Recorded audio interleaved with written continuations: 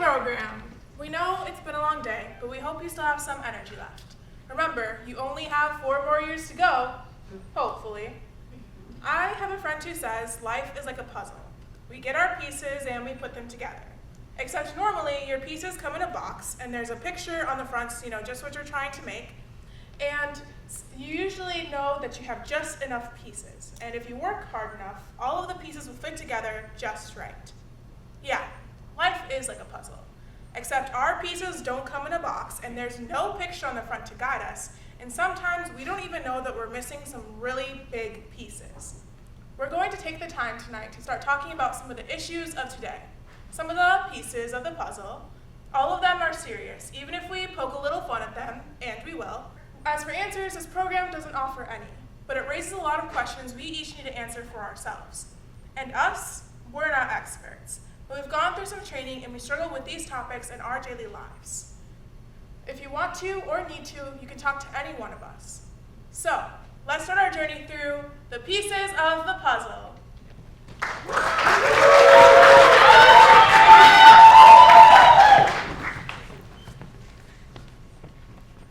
If my inside were my outside, then no one would know. In a glance. In a first look. What I am. Or more important, Who I am. We all know there's harassment. It builds up many walls. It happens in the classroom. in organizations. In the residence halls. But if my inside were my outside, we could change this reality. Because you'd have to forget all the stereotypes. And just concentrate on me. If my inside were my outside, then you couldn't Judge me. Label me. Make assumptions. Without first asking me questions. And you would want to ask me. Because it would be the only way to know. What I think. What I feel. What I love. What I hate. What movies I like to watch. What food I like to eat. what music I like to listen to. What languages I'd like to speak. If my inside were my outside. Then the first thing you would see wouldn't be My color. My chest. My walk. My hair. My heritage. My talk. If my inside were my outside. And you wouldn't make mistaken assumptions. I'm here to get married. I can't manage on my own. Of course I want a beer. I'm here on a scholarship. I'm sensitive by nature. I have no deep feelings. I shouldn't be called on in class. You better lock your doors. I'll understand and tolerate your jokes. I have money and you can't have any. I'll probably become HIV positive. I'll only sit with people like me. I'll use my body as a resume. If my inside were my outside. Then I wouldn't be afraid. To walk by myself at night. To sit with you in the cafe. To raise my hand in class. To let you know who I am. To go to parties where I'm outnumbered. To see a teacher after class. To be an individual. To not always fit in. To spend my time investigating my life instead of measuring myself up to yours. If my inside were my outside. Then you really wouldn't know. You'd have to get to know me first. You'd have to start by saying hello. And after you got to know me, you may still find him a jerk. But you couldn't just assume it. It would take a little work. And you might find out. I'm beautiful. You might find out that in the end, You'll get something you hadn't counted on. You'll get yourself a friend. We all know that there's harassment. It builds up many walls. It happens in the classroom. In organizations. In the residence halls. But if my inside were my outside, we could change this reality. Because you have to forget all the stereotypes. And just concentrate on me.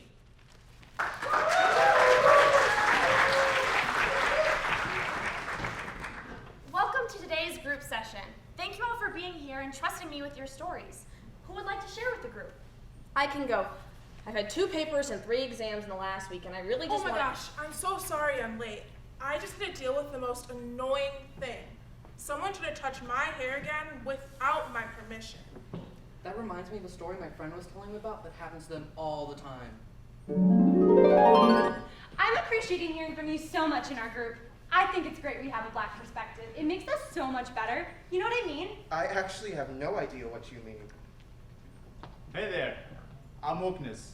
And that was something. Simply because someone is from a particular identity does not mean they speak on behalf of that entire identity, as every person's story is unique to them.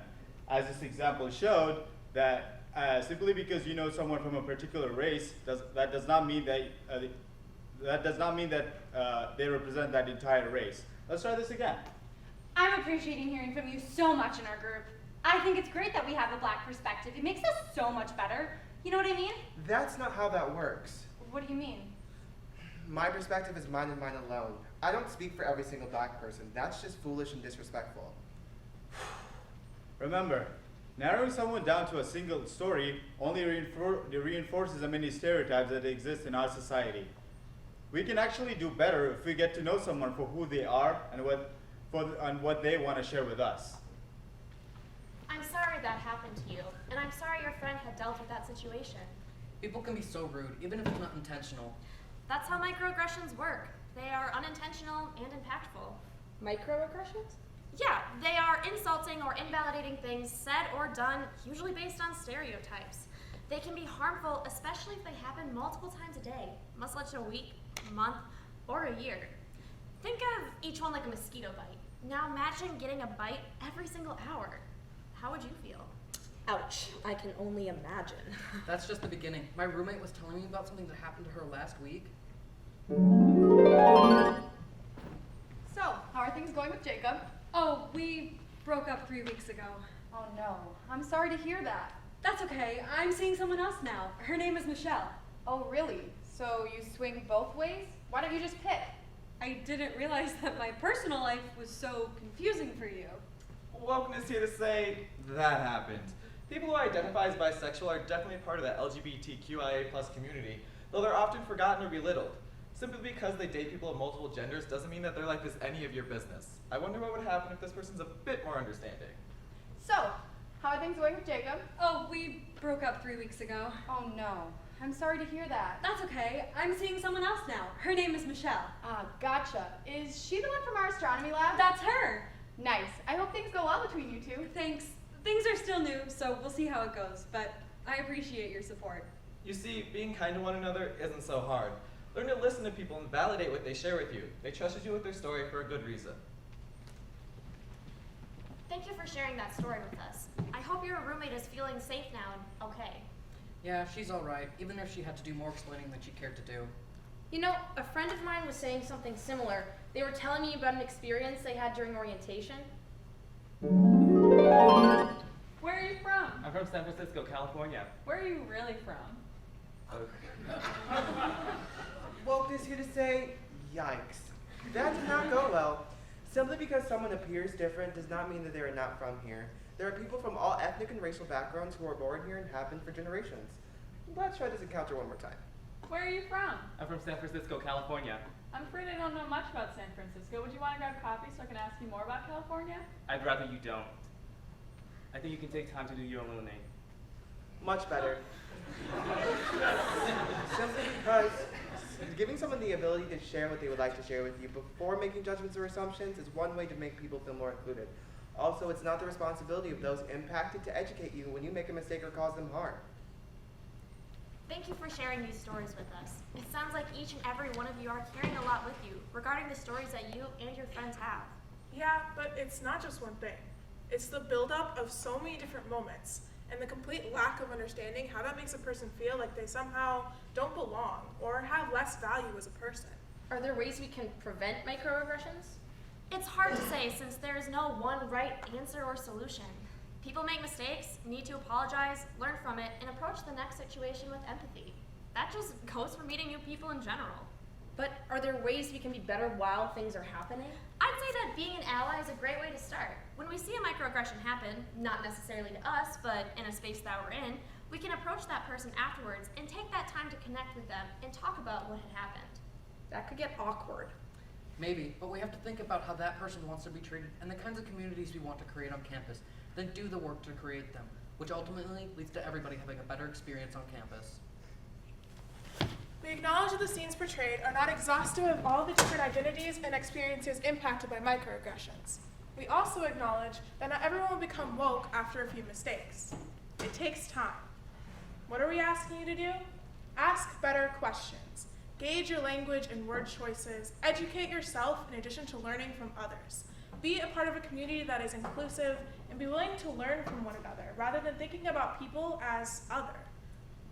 Yeah, you don't have to make mistakes to learn. You can learn from your experiences and past impacts to help prevent microaggressions from happening.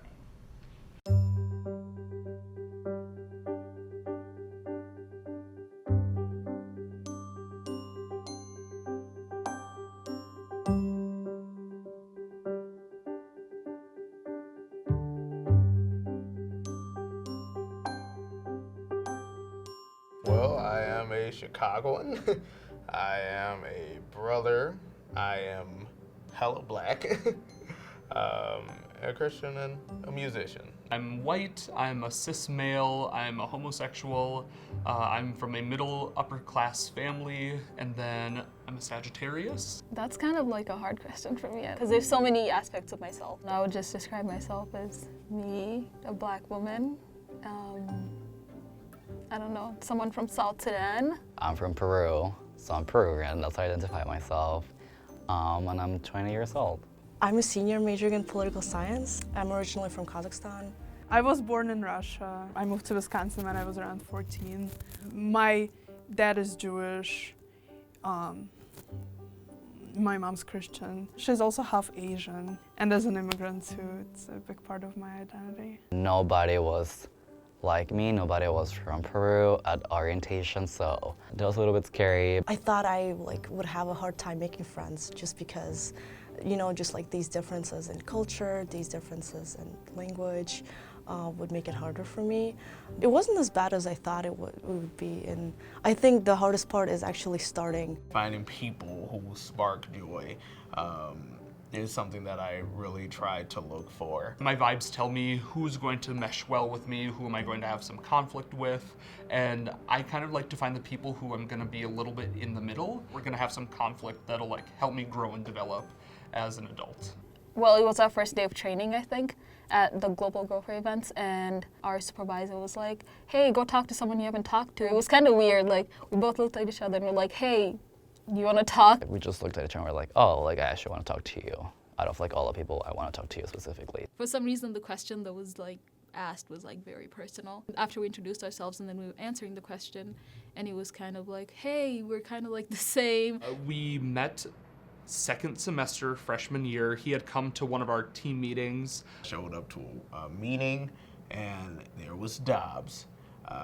And he was this really big ball of joy, a very different type of person that I wasn't particularly used to at the time. It was at a karaoke night with my friends, and at first I actually didn't want to talk to her because, like I said, for me the first time it's really hard to open up to people. I just thought I should keep watching her, I guess. I liked her style. I liked her voice. What stood out for me was her character. I think she's a unique persona. I like that she's very straightforward too and very honest. Okay, I'm gonna be real, okay? Okay, here people are not that honest and people are fake. I don't know if it's the culture or just people are used to this way of living. They would rather be passive aggressive, but they won't tell you how they actually feel. And that what frustrates me the most, because what if the other person is oblivious? How would they know? They can, what if they're from a different culture and they think everything is all right? I think when it comes to conflict resolution, well, being open, I feel like we don't hold anything back. People who look for their own echo chamber, they end up not being able to be around people from different backgrounds, different points of view in life. I mean, between us, we disagree probably every day. That's not what I'm Even saying. if you talk about it right away, it's gonna be in a calm tone. That's not what I'm saying. I'm saying that they can still have the same message, but they can say it in a more gentle way. That's what I'm saying.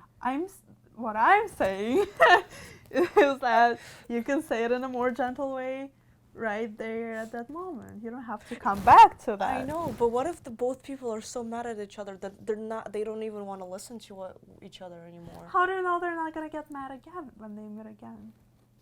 Just again, listen to each other. Mm-hmm. It's almost like we always want to just speak before the other person's done speaking.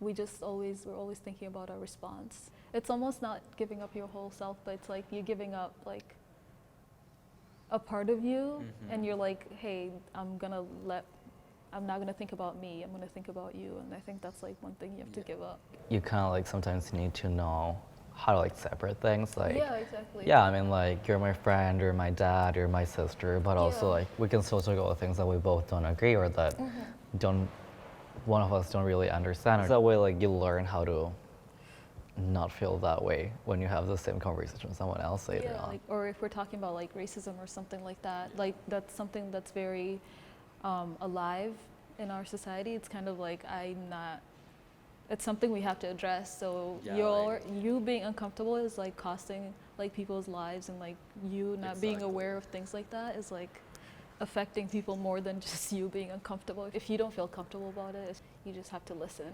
We're good at this. Yeah.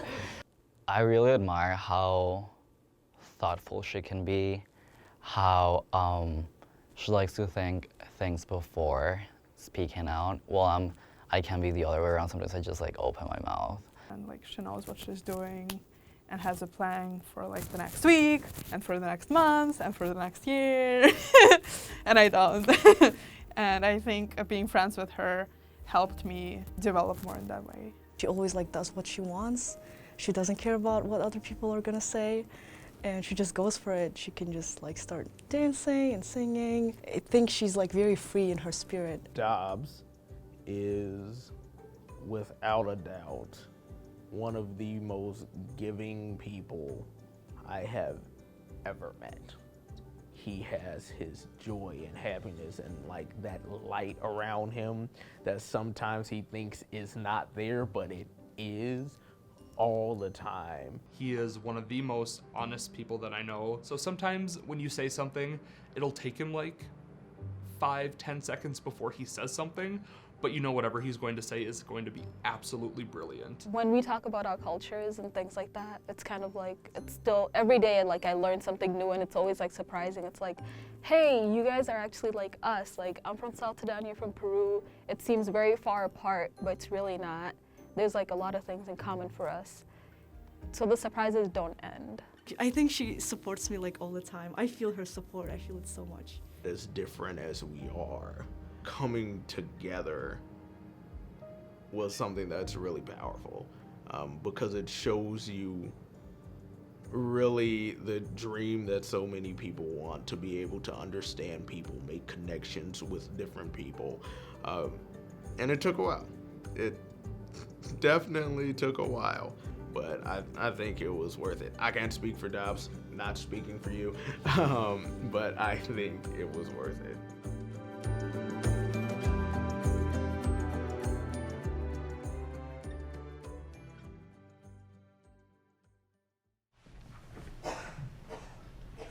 Honestly? To be perfectly honest, There are times when it's tough to be honest.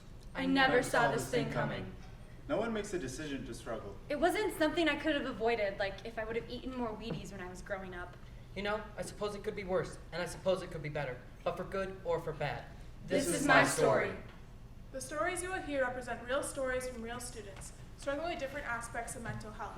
Listening to their stories, for the chances of you never encountering this again in yourself or in someone else is almost non-existent. Did you ever try to run in sand? You can see where you're going, but you can't get any traction. You're hardly moving.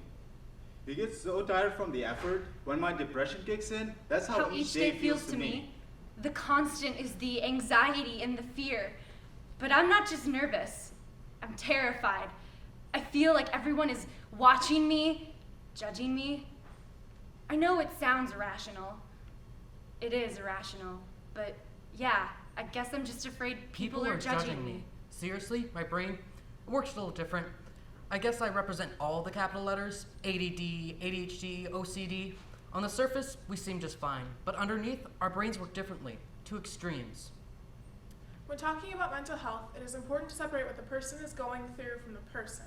Even with as much as we know today about mental health, some people still attach a stigma to what a person is going through. Maybe we need to start looking at the whole topic differently. If someone had a bum knee and it stopped them from walking, you would say, Go see a doctor. Why are you limping on that knee?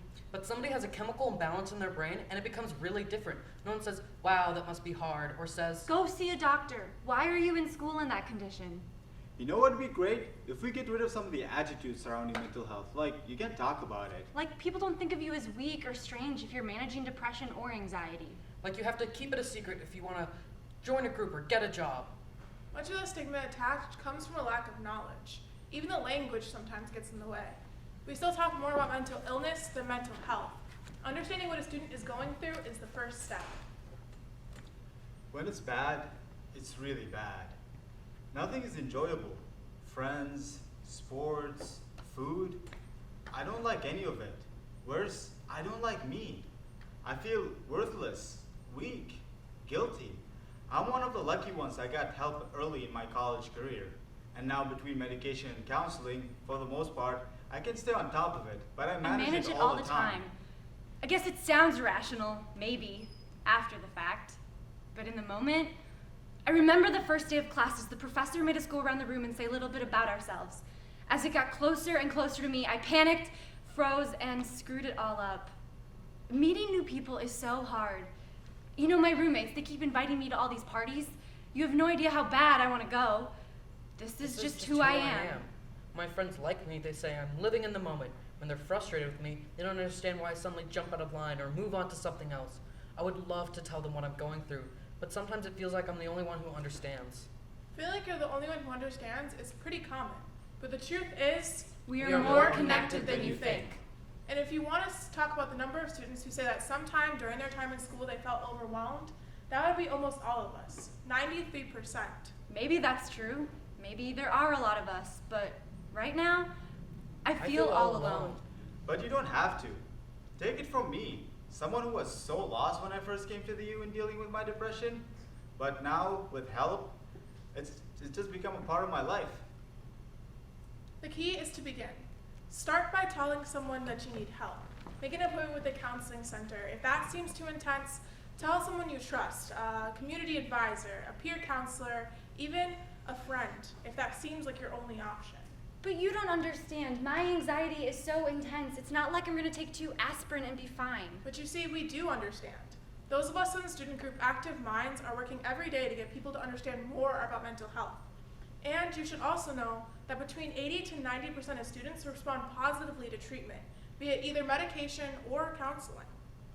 But I'd rather not tell anyone. I can deal with this on my own.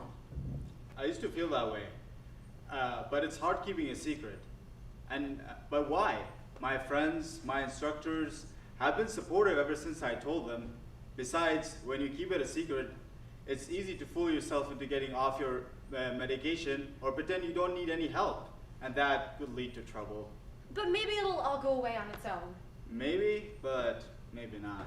And why would you risk it? Let's go back to our doctor analogy. If you broke your arm, would you just wait and see if it healed all by itself? Go talk to a counselor who can help you see your world better. You can do this. There are places on this campus you can go. You're not alone. There are people who will listen to your story. You know, I can do this. You know what would be great? To have someone say, you don't have to go through this alone. To have someone say, I understand what you're going through. To have someone say there shouldn't be any stigma. You can tell me what's going on. You can tell me.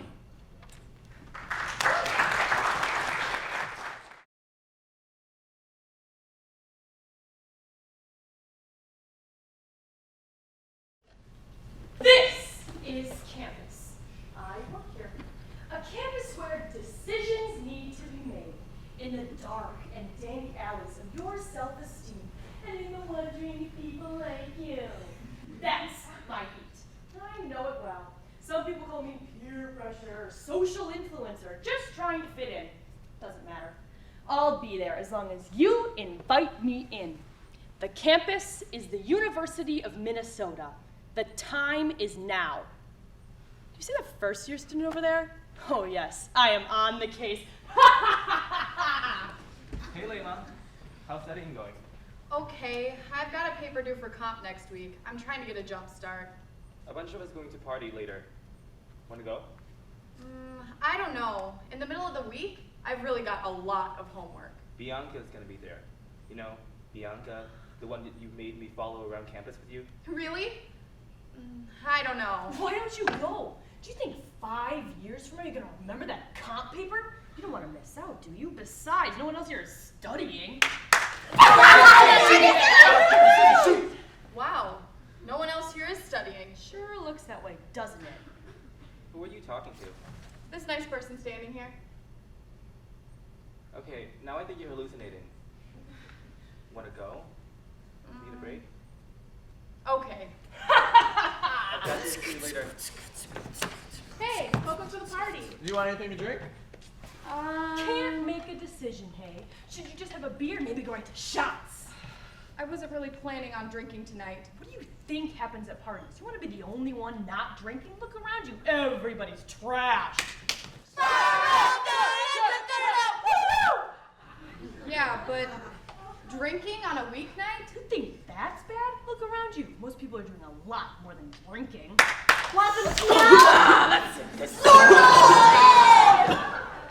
Wow.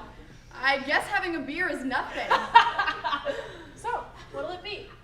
Yeah, sure. I'll have a beer. Well, if that's what you want. Well, I'm not getting high. Okay. Who said anything about getting high? Look who's here. Hi, Layla. Hi, Bianca. You look great. I like your polo. Thanks. I like yours too. You know, maybe we should do something sometime. Like what? I don't know, something, just you and me. It might be fun. What do you say? Like what? Don't you know? She said she likes you. She said just you and me. Maybe you should go upstairs with her. I mean, you like her. She obviously likes you. And I mean, come on, everybody's doing it.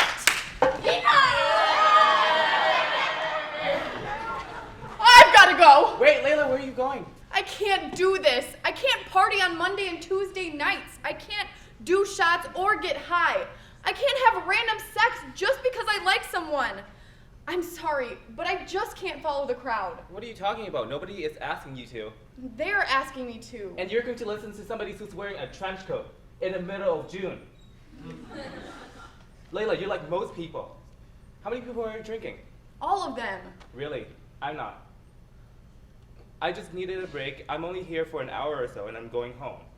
I can't just stay out for 5 hours on a Tuesday night and be hungover and wasted the next day. They're probably all getting high then. You know, every party has a couple of people getting high, but they went outside. You know why? Because that's not everyone's thing, and who are we gonna have sex with? Bianca, if I don't, she won't like me, and I don't want to be the only one not having sex.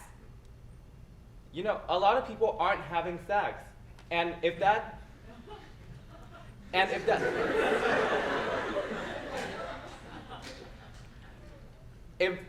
that is Bianca, why would you want to have sex with somebody why would you want to have a relationship with somebody whose operation plan is have sex first, ask questions later? Where's all this pressure coming from? From them. No, it's from you, Layla. Don't let other people manipulate you and don't manipulate yourself. Are you still going home? Maybe I'll stay for just a little while. I want to talk with Bianca. Let me know when you're ready. And so, another night ends on my beat. Perhaps I wasn't successful this time, but this is a campus, and I'll have other opportunities lurking, waiting for the right person to fall for the trap. Because if you don't trust yourself, and you're not looking hard enough, well, then you might as well trust me.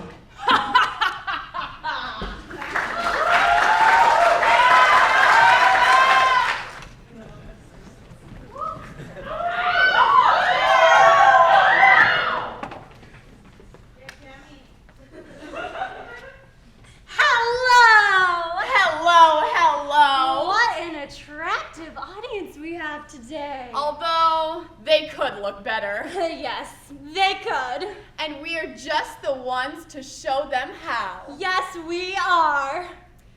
Folks, we'd like to take a moment to talk about something very near and dear to our hearts. Social media. And who are we? Oh, you know us. You see us every day. In your computer? On your phone. In your apps? In your news feed. We are your profiles. And pose. Ah, yes. Social media, where everyone is considered a friend. Yes. Beautiful, happy, successful, rich, skinny friends. Now, you might wonder, how can this be? How can everyone be doing so much better than me? But don't think about that too much. No, you don't have any time to wonder if this is not real or just fake. Instead, you better keep up. You better fit in. Don't feel happy, successful, and on top of the world? No worries, just fake it. No one else does either. Don't feel beautiful, sexy, skinny, or hot. No worries, we have filters for that. But wait. We're all stressed out by this constant pressure to keep up with everyone else's fantastic, perfect lives. Why can't we just be honest and admit that this is unrealistic and post about who we really are and how we really feel? Oh my, for a second there, I thought you were serious. You know, it might be best if we explained this with a song. But not just any song. That's right! A Disney song.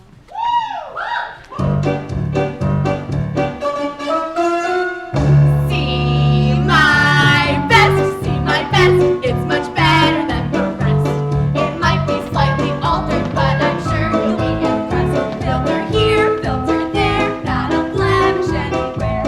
And while you sit and read it, I know you will retweet it. Where's my phone? Check my feed. Are they posting without me? Society has made us all obsessed. So come on, take my lead and get the likes you need and see our best, see our best, see our best.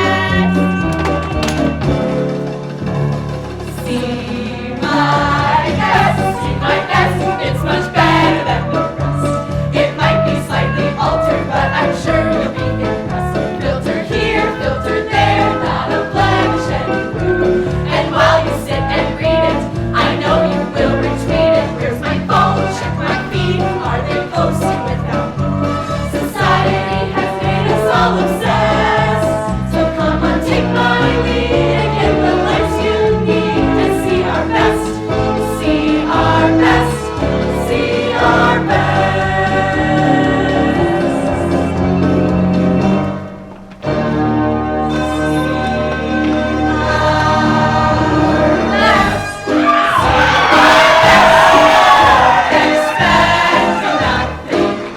From ordinary to perfection, filters win over affection. Like by like, post by post, until you shout, I'm better than most. Our only goal is that you will impress. So post your Snapchat story, showing days of glory. See our best, see our best, see our best.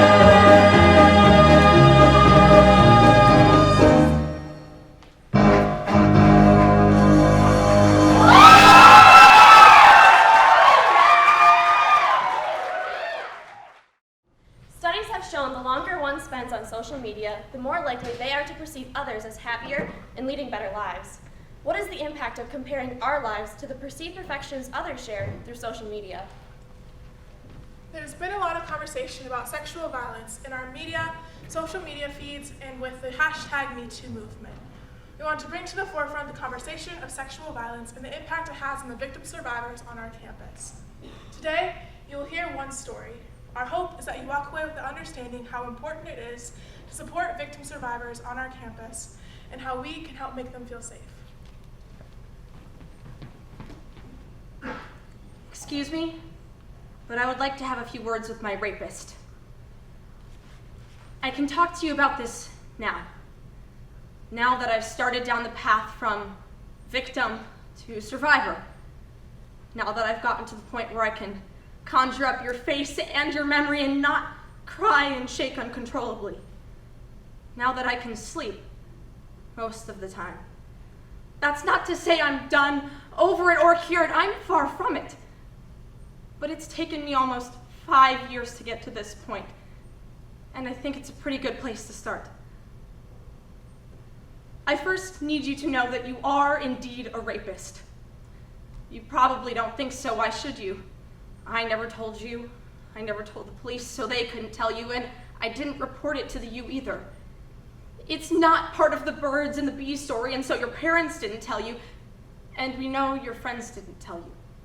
After all, they were the ones who congratulated you after all. But just in case I'm not the only one, here's a little hint.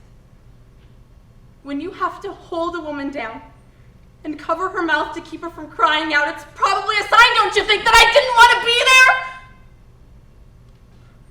there? I'm sorry. This was not supposed to be about anger. Funny how it creeps back in.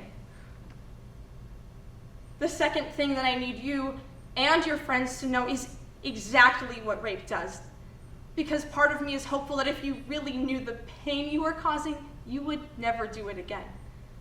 It's hard for me to imagine people being that cruel on purpose.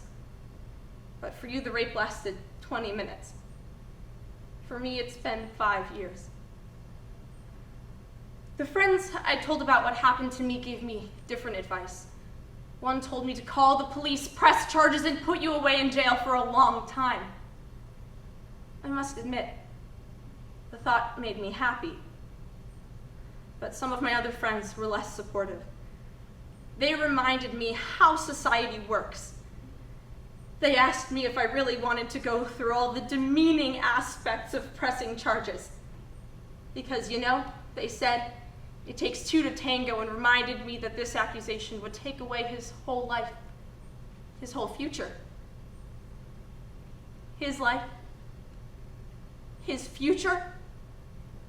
Let me tell you what rape takes.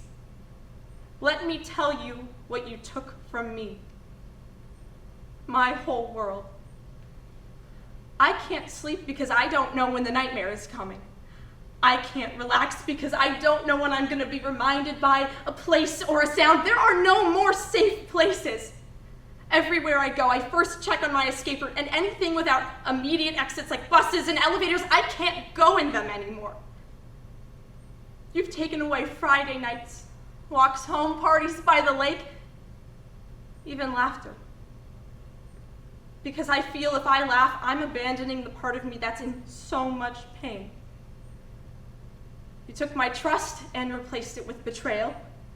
You've become all men, which is sad because I like to believe that you're abnormal. But I don't trust men yet. And worse, I don't trust myself.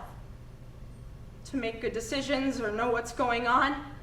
I don't trust me to take care of me. And even worse, I felt ashamed. And it was my fault until I talked with other survivors and learned that I'm worth taking care of. It's not because I wasn't pretty enough or popular enough or because I drank too much to make me more fun. I assumed when I said, no, stop, that you wouldn't just ignore me. So yeah, it's been 5 years, and as you can probably tell, I'm not quite okay yet. Can you tell just by looking at me? Sometimes I'm not sure. But I'm working on it. And believe it or not, this is the best I've been since you did that to me. My friend said it takes two to tango. But you know what? We didn't tango.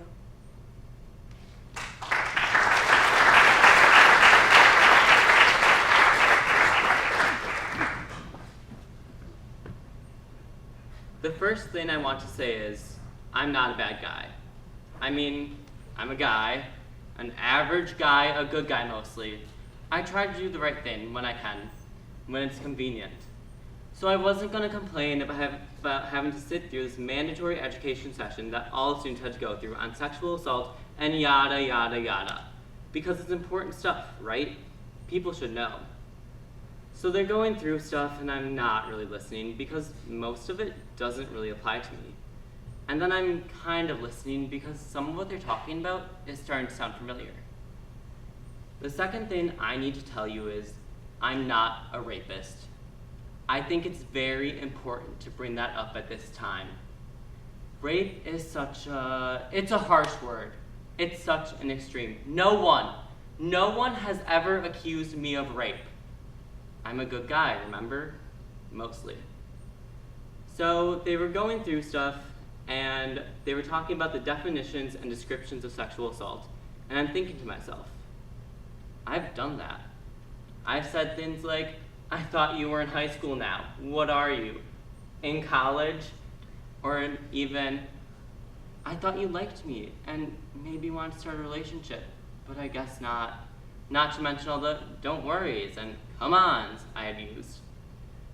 And so right away, I'm thinking to myself, then those words on sexual assault must not be correct.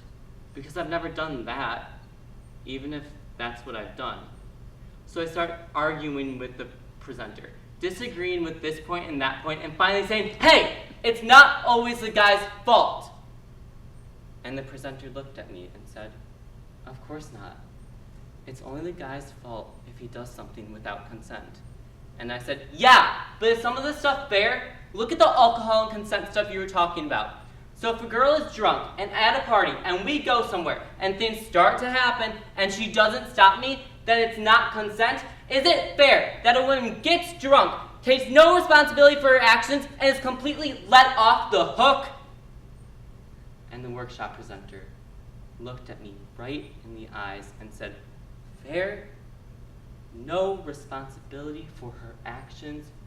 You listen to this next section of the video, of the presentation, a video on sexual assault survivors telling their stories, and you let me know if they were let off the hook. The third thing I want to tell you is, I never meant to hurt anybody. It's not like I tied women up. It's not like I had a weapon and was threatening their lives. It's not like they were running away from me and screaming. Just because I didn't hurt anyone doesn't mean that what I did was okay. And I knew it sometimes too. Knew that they were practically passed out and too drunk to argue as I pulled down their pants. I knew it was wrong. I knew exactly what I was doing. Getting to the end of the night, looking around the party for the most vulnerable, the most drunk, the most insecure, the one I would have the easiest chance of having sex with. And sometimes it wasn't about what I did, but what I didn't do. I didn't stop, didn't wait when I heard her hesitate, didn't stop when I heard her complain, heard her say, maybe, heard, I don't think so. I used my words as threats. Threats against their attractiveness, their self-esteem, their chance at being liked, wore them down using my persuasiveness, my ability to keep trying to move forward sexually unless you stopped me, and stopping me just meant waiting until I tried again. I had the advantage of being completely focused on what I wanted. They had the disadvantage of not being quite sure what was going on, and always I could see the little doubt in their mind that it was their fault this happened. You led me on. You were all over me and completely drunk. How come you came upstairs and started kissing me if you didn't want to have sex? What was I supposed to think? And as I watched the video and saw the sexual assault survivors tell their stories, I began to picture some of the women I had hurt. Now I know she was too drunk to consent, and now I know that what I did was wrong. I was never accused. Sure, I had some people avoid me. I had some roommates and girlfriends accuse me of using women. Hey, I'm not saying I was proud of it, but I just didn't care if people got hurt. As long as I'm getting what I wanted, right? What's wrong with that? Everything, it turns out. The last thing I want to tell you is, it's never going to happen again. I was never accused of rape, but I could have been. And I am a good guy, mostly. But I still manipulated women because I thought that was the way it worked. Well, now I think differently. And maybe I can get some of the other mostly good guys to think a little differently. Suddenly, it feels like the least I can do. 1 in 4 college women and 1 in 20 college men will be victims of sexual assault during their undergraduate career. With the changing landscape on the national level surrounding sexual assault, we want U of M students to know that we are a community that supports victim survivors. This video will put a face to the offices and individuals who are here to support survivors of sexual assault.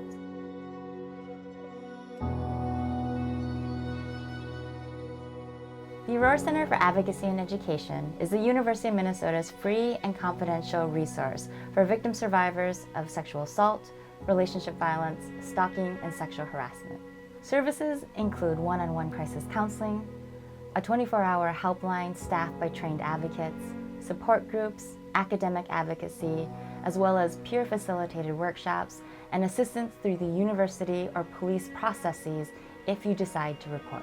We believe that no one should have to be alone when processing something that can be painful to think about. It is often very difficult to share experiences of violence with anyone, let alone someone you don't know. so we admire and thank every survivor who trusts us with their story.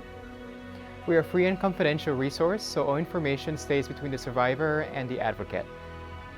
If you or someone you know is a victim survivor of sexual assault, relationship violence, stalking, or sexual harassment, know that the Aurora Center is here for you to help you find your voice.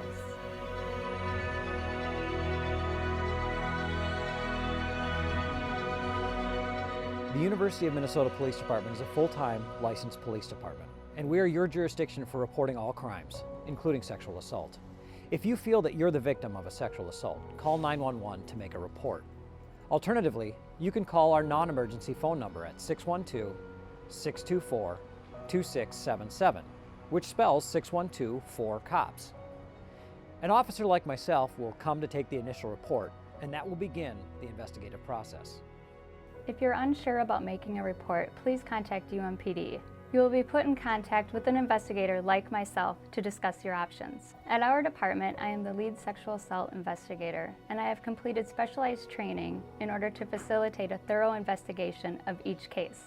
At the University of Minnesota Police Department, we strive to be compassionate And supportive. while providing the justice that victims deserve.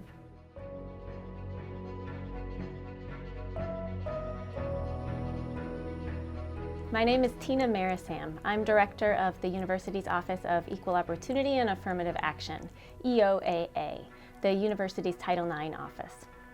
Our job is to respond to sexual misconduct reports. And we do that by connecting students with resources for personal support, and also by conducting impartial investigations to determine whether the university's sexual misconduct policies have been violated. Students who experience sexual misconduct get to decide whether they want to initiate an EOAA investigation, except in rare cases where there's a significant danger to campus safety. Employees who learn about sexual misconduct need to share this information with EOAA.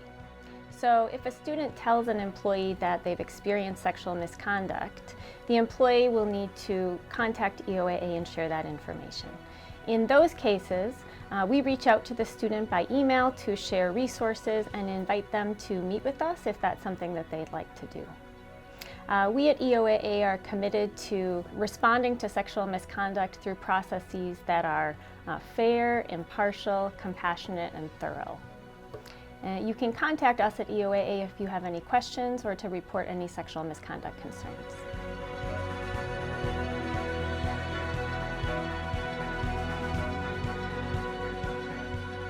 The university's efforts to combat instances of sexual assault and misconduct are coupled with these resources for victim survivors.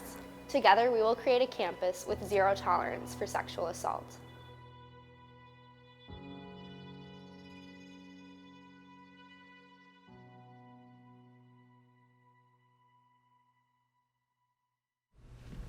It's 10 after 8. Maybe we should get started. Probably. Our project is due tomorrow. Anybody know why Henry's not here? I don't think Henry plans on coming. Why not? We're all supposed to work on this project as a group. Well, given how you treated her last time, I don't think she wants to be in this group. Okay, really? Do we have to do the prom thing, even when he's not here? Yes, we do, because that's how Henry asked us to refer to her. Her, not him. She, not he. Seriously, why is it so hard for you? It's not hard, it's just not right. I mean, why is it so complicated? From the day you're born, we know who you are. Doctor delivers you and says, congratulations, it's a boy. Well, there is a sense of whatever sex you're assigned given for whatever you're looking for down there. Simple. Boy parts or girl parts? Not so simple. Biological sex is just one element of identity. More important than the sex you're assigned is the gender you identify with. For most of us, that seems to be a match, but not for all of us. In Henry's case, her sex and gender are not in alignment, hence transgender. Her sense of being is a woman. So finally, in her last year of high school, she just decided not to fake it anymore. And when she came to the U, she just decided to be who she is. You can't just decide these things. Somewhere along the lines, you have to follow the natural order of things. I don't think I understand you. For instance, Cameron, you might think about having sex with a man because you're a woman, but probably wouldn't think about having sex with me because... You're an asshole? I'm always amazed how people go right to the who do you have sex with part. Come on, don't get mad at me just because I don't get it. I'm not mad at you because you don't get it. Trust me. When I was in high school and one of my friends transitioned, it was really hard for everyone. I think I'm mad at you because you don't want to get it. At least you're not even trying. Okay, let's say I am open to getting it. What do I need to know? You have to first start by trying to let go of society's desire to put people into nice, neat little boxes. Think about what you're used to seeing. There are girls. This is what girls are like. Pink and cute and smart and Barbies and ballet, and it's okay if you're emotional, but don't cause conflict. Then there are boys. This is what boys are like. Blue and tough and army tanks and hockey and get in there and compete and fight it out, but don't you cry. Boys don't cry. And even worse than those whacked binary constructs of gender is the fact that our society only offers you two. If you're born a male, you have to categorize as male, and the same for women. Well, not everyone is cisgender. Cis what? Cisgender. It's when your sex and gender match. So, I'm cisgender because I was born and categorized a female and I identify with that gender. Okay, so you're one of us. Riley, there is no us. You have to start thinking of it as a bigger picture and stop looking at it as either or. And there are some people who reject the whole notion of being or identifying with gender at all and feel as though they're gender non-binary or gender neutral. There's just so much work. How does anyone know who anyone is anymore? Well, you could ask, or at least listen. Like when Henry said the best pronouns to use would be she, her, and hers. Don't remind me, that whole conversation made me super uncomfortable. It made you uncomfortable? Riley, for a second, can you not make this about you? Imagine how it feels for Henry. Imagine the looks she gets, the whispers behind her back. Did you know last year the parents of Henry's roommate made him move out because they didn't want him around Henry? She was telling us about being constantly bullied in high school, and you should just see some of the posts she has to read on Instagram. Forget about you. Imagine how it feels for Henry. But if people treat him so awful, her, what I'm saying is, why does Henry do this if this is how people react? Who would want that? Riley, do you feel in your heart, in your body and mind, that you are a woman? Absolutely, 100%. So if I was to offer you a ton of money to start categorizing and identifying as a man, to what you're called, how you think, maybe to the point of changing your hair, your clothes, or even your body, would you do it? How much money? Would it matter? No. Why not? Because that's not who I am. I think that's exactly how Henry feels. She just can't be someone she's not anymore. I guess that makes sense. I think if Henry just explained it to more people, they might understand. Maybe, but that's asking a lot, don't you think? It's hard enough trying to live your own life. Imagine trying to teach everyone else what you're going through. It sounds a bit exhausting. Besides, when Henry tried to have a conversation with you at the last study group, you wouldn't talk about it. You said some pretty awful things. Yeah, I guess I owe her an apology the next time I see Henry. Which will be in about 5 minutes. She's waiting upstairs. Hey, we have a project due tomorrow. She just wanted us to make sure you're okay with working with her. Okay, I'm not saying I'm completely comfortable with this yet, and I know I'm gonna mess up the whole pronoun thing. I just know it. There's still a part of me that doesn't get it. Are you up for trying to get it? Are you up for trying?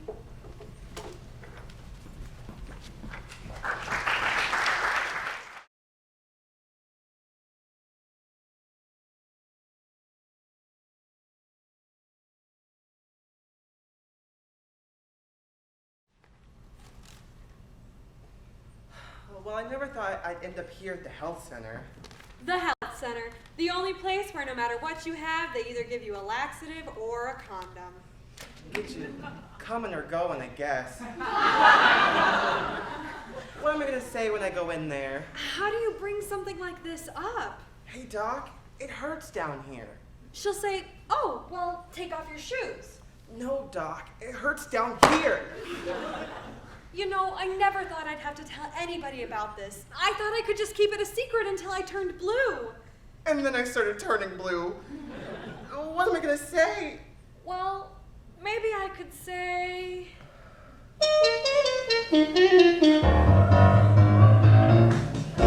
Well, I slept with Sue. And I slept with Joe. But who she slept with, I don't know. Doctor, doctor, can you tell me, please? Tell me if I got those STDs. Well, I itched to the left. And I itched to the right. Oh my gosh, I scratched all night. Doctor, doctor, can you tell me, please? Tell me if I got those STDs. Well, I went out to a party last night and saw a woman, she looked alright. We had a drink and then we had a couple more.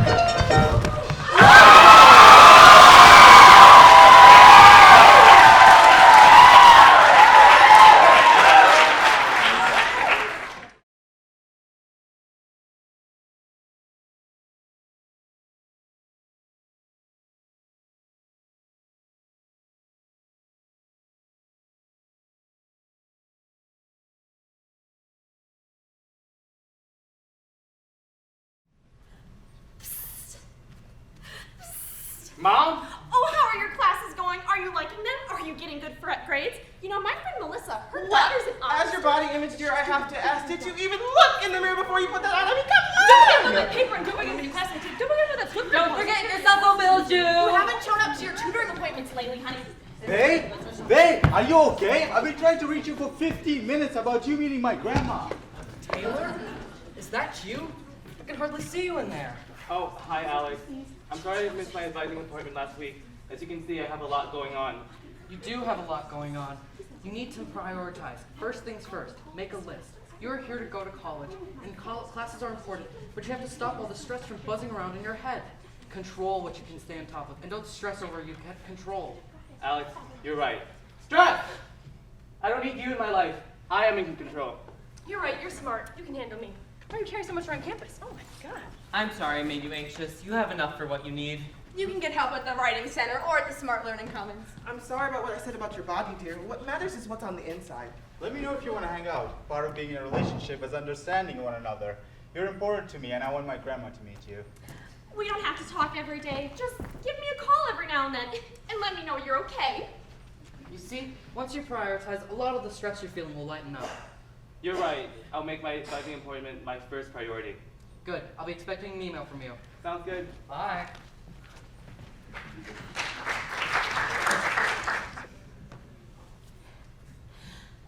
I'm so stuffed. That dinner was so good. I just love Annie's. It's my favorite place to eat Dinky Town. Yeah, it was great. Thanks for taking me there. So, can I get you anything? Maybe some popcorn or something to drink? Wow, she thinks I'm a pig. No thanks. I'm still working on dinner. I'm just gonna go for some gum. Do you want any? He offered me gum? Shoot! I knew I shouldn't have had so much onion. My breath must reek. Yeah, sure. Oh, thanks. This is my favorite flavor. This is my favorite flavor? You idiot! Could you have said anything more ridiculous? Mellow out, Julie. Stop being so nervous. Just take a deep breath and relax. Are you okay? Yeah, it's just my neck. It's, kind of stiff. Oh, well, relax. Here, I can fix it for you. Oh, wow. That feels so good. Something tells me you've done this before. Well, I have yet to get any complaints. I have yet to hear any complaints. What are you? Start of the month? Relax, Bill, or she's gonna notice that your hands are shaking. So he has yet to hear any complaints. Does that mean he gives every woman he dates a massage? I bet his other dates were such nervous wrecks. Okay, Julie, be cool or you're gonna mess this up. Wow, it feels so good to touch her. His hands feel so nice. Okay, I want to kiss her. Should I ask? Nah, I should be suave. Slowly move in. Oh wait, her back is to me. What do I do about that? Tap her on the shoulder? No, bad idea. Excuse me, ma'am, could you turn around so I can plant one on you? Damn, Bill, why is this so hard for you? She's gonna think that you're a total dork. I think he's gonna kiss me. Oh, good. Oh, no. Should I turn around? No, that's too obvious. I should be subtle.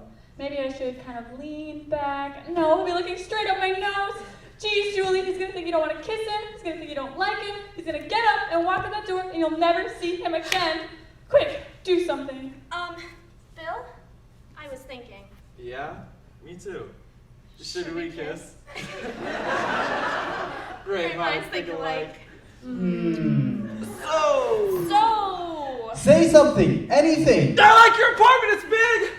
Oh man, couldn't you have come up with anything better? Well, it's not that big. Just this room and my bedroom. Nice going, Julie. This is the living room. That's the bathroom. We have fire exits located throughout the apartment. She mentioned her bedroom. Is that code? Does that mean she wants us to go in there? Does that mean she wants to? Oh, wow. I wasn't expecting that. I mean, that would be great.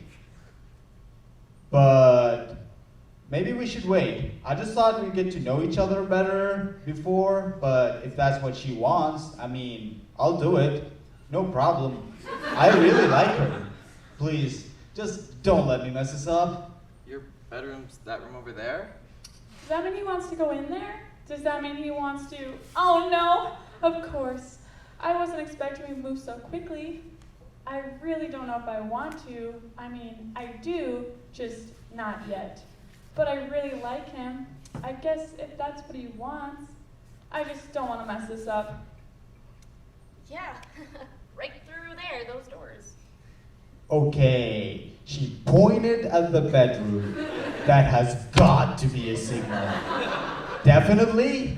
Maybe? Maybe not. I should ask her. Nah, that's not the cool thing to do. I don't want her to think I'm a jerk. I should just sweep her up, carry her off, and... But wait! Last time I moved too quickly with someone, it was awkward because we went further than I really wanted to. I mean, not that far, but I don't want that to happen with Julie. Right through those doors, huh? Okay, I can do this. Come on, Julie. It's no big deal, right? I mean, people do this all the time. It's not like I've never been close with anyone before, except the last time I did that, I really regretted it. I'd hate to lose the chance to have a relationship with Bill. Talk to her. Say something. We should talk. Listen, Julie, I've had a really good time with you. I've had a great time with you too, Bill. But But what? Just tell him. Trust him. it's no big deal or anything. It's just that, well, maybe we should talk about where this is going. Be honest with her. Don't worry about disappointing her. Talk to her about how you feel. Listen, Julie, I really like you too. And I hope that where this is going is where we get to spend a lot of time with each other. Me too. Well then, let's not rush things. We have plenty of time. I'd like it if we could take this slowly. I do see us growing closer together, just not yet. I'm not ready. I'm sorry. Don't be sorry. You have nothing to be sorry about, Julie. It's totally cool with me, honest. Nice going, Julie. Way to go, Bill! So, do you want to go for a walk? That sounds great.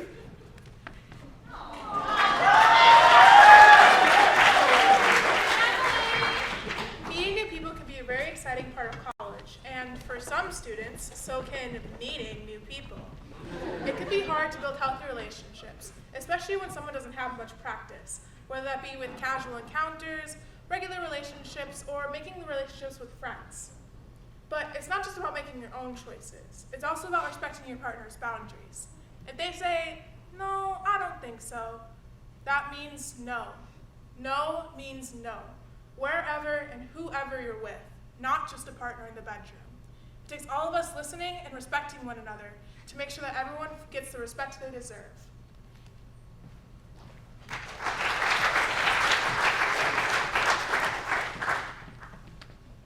It's very important that we do some information dispersal, some facts and figures during this orientation. So let's do that with alcohol. Now you may note there are 5 levels of drinking. Let's go through them one by one and see if any of this sounds familiar. It's Thursday night, and after your last class, you and your friends decide to go to your favorite bar. After using whatever kind of ID necessary to get in, you grab a beer and sit down with your friends. After you finish your beer, you tell your friends, "Hey, this has been really fun, but I got a paper due tomorrow, so I'm actually gonna head out." But then your friend says, "Come on, stay, have another drink." So you look at your watch and you think to yourself, "Hey, I got plenty of time to get that paper done. As long as I get 8 hours of sleep, I'll be fine. I'm staying." That was level 1. Maybe you're feeling stressed before heading to the bar, and maybe that's why you went in the first place. That one more beer you stayed for turned into 1, 2, 3 more. You're having a great time with your friends and you're excited it's baseball season, but for some reason you find yourself arguing with great passion against artificial turf. You have no idea why. But suddenly you think about that paper you have to write and you jump up and say, "I really have to get home." Then this little devil appears on your shoulder and he whispers in your ear, "What are you doing? These are your best friends. These are the greatest years of your life. You can't leave. Stay." So you look at your watch and figure you can get up early and finish that paper right before class. As long as you get 6 hours of sleep, you'll be fine. Level 2. You and your friends have now switched from beer to tequila! You're still arguing about baseball with great passion, except now you're arguing for artificial turf. You have no idea why. You get up to go to the bathroom for about the 5th time that night, and you see this old guy sitting alone at the bar. So you buy him a drink, just because you like the way he looks. On your way back to the table, you see your server bringing the latest round of drinks you ordered. You look at them and think to yourself, "This is the most beautiful person I've ever seen. I must marry them!" You get up because you know you have to go home. But that little devil that was on your shoulders, well now, He's life-size and he's buying. You think to yourself, I could probably get an extension on that paper. Besides, as long as I get 4 hours of sleep, I'll be fine. That was level 3. For last call at the bar, you order a bottle of rum and a Coke. You and your friends are no longer talking about baseball because you are artificial turf. You get up to go to the bathroom again, and you see that old guy sitting by himself at the bar. So you punch him in the face just because you don't like the way he looks. You decide it's really time to leave right before you're thrown out. And you go outside and you get ready to go home when your friends go up to you and tell you, hey, I know there's all-night party happening here at campus. Let's go to that. And you look at your watch and say, as long as it's this late, no point of going home now. So let's stay up all night. That was level 4. You make one last stop on the way to the all-night party, and after unsuccessfully trying to get your money back from the guy at that tattoo parlor, explaining to him, hey, I don't even know anybody named Ruby, you make your way to the party. You have great conversations with your friends in between the head nods, which come more and more frequently. You decide it's really time to leave when your last friend, who's still awake, jumps out of his chair and yells, let's go to Florida! Then passes out. You get up, fall down. You get up, fall down. Make your way to the door, open it, and discover something you hadn't expected to see. The sun. You see people going to work, jogging, working out, and they're all looking at you thinking the same thing. Who's Ruby? You make your way home and you fall into bed. You don't think about your paper, you don't think about your class. You just crash. That was level 5. Now the reason that this is funny, and it is funny, is that most of us have heard of these things happening to us. And honestly, if this was the worst thing to happen to us all year, yeah, it was embarrassing, and yeah, you hurt yourself academically, you stayed up too late, and you spent too much money. But if this was the worst thing to happen, we'd probably take it. Because sometimes the story has a different ending, and then it's not so funny anymore.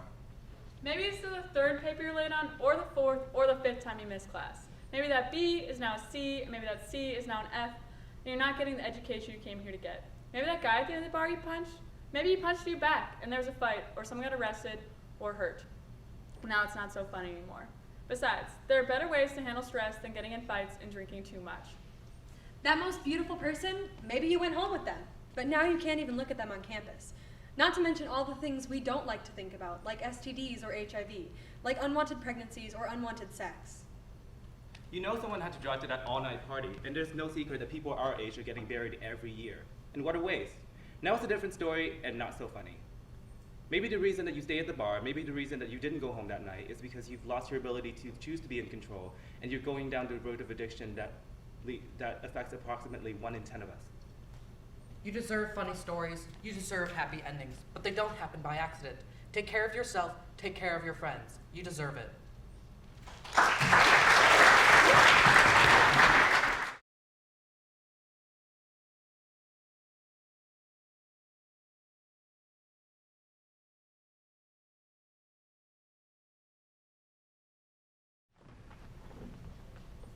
Before we part ways, we want to give you a little insight into your college journey.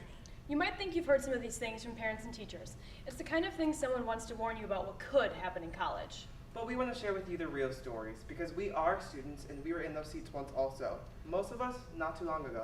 Many of us have learned these lessons, not all the easy way either. So take it from us, we've been there.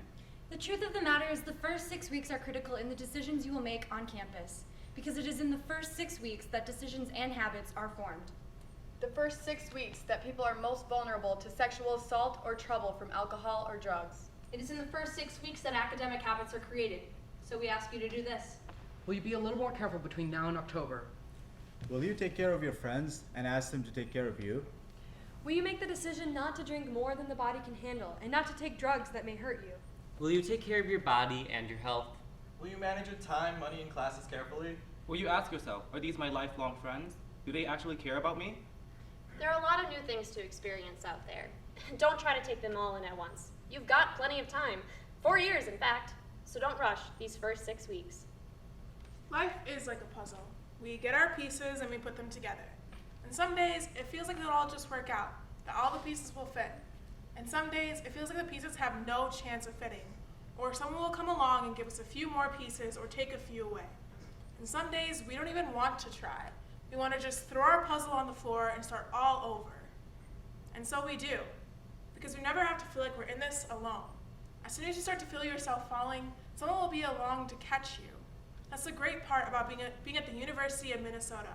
We talk about these issues here, and there are people who will listen to your story. So put your puzzle together any way you want, because in the end, you'll be guaranteed two things. It will be beautiful, and it will be yours.